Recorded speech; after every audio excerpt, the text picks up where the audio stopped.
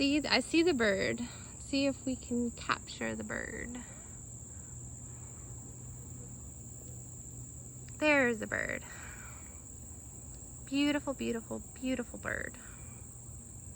Spreading its wings and flying away.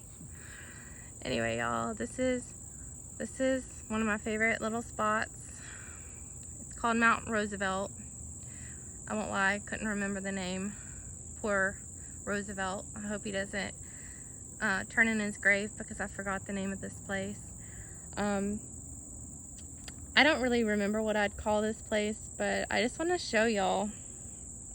This view is so beautiful that you can even see the hints of the Blue Ridge Mountains in the background, and I like never have been able to see that here. So this heat wave is definitely doing something pretty cool, y'all, because I can see farther than I've ever been able to see, and that's just amazing.